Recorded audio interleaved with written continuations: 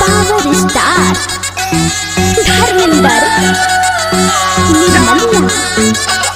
हे जन्नत से उतरलो आहा परी लागे छी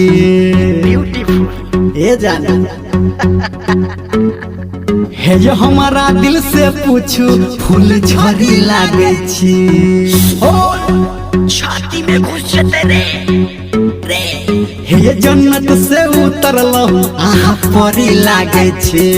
हे हमारा दिल से पूछू फूल झड़ी लागे छी नीचा से ऊपर तक आहा जी कमाल लागैया कहते में आहा यही धमाल अति सुंदर क्या बोलते हो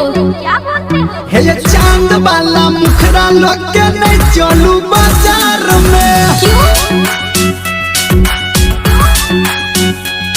हे चांद वाला मुखरा लोग के नहीं चलू बाजार में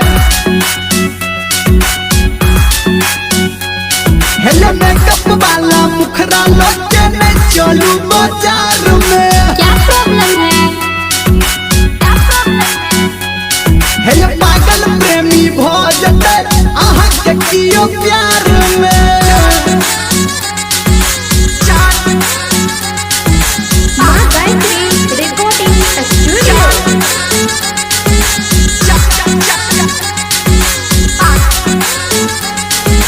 ठुमैक ठुमैक आहा जब मटक मटक चले छी केते दीवाना के दिल में रानी आहा ढले छी ना चलू एना अगर लागी जात आहा के नजर किया कि एता के छोरा सब छै महागर अच्छा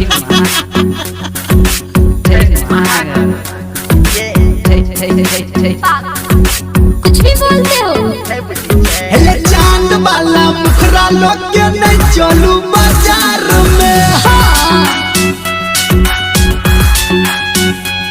हे मेकअप वाला मुखरा लोग के नहीं चलू बाजार में म्यूजिक बाय राज गोविंद मैं चाहे ये करूं मैं चाहे वो करूं मेरी मर्जी मैं चाहे ये करूं मैं चाहे वो करूं मेरी मर्जी तुम नहीं हो मेरे ओ बापू सर जी तू लुच्चा है मुझको ये पहले से है पता तू क्या है चाहता अर्जी थोड़ा बता अर्जी ने ए मैडम एकेटा बात कहब हम हे चांद वाला मुखरा लोग के नहीं चलू बाजार में अच्छा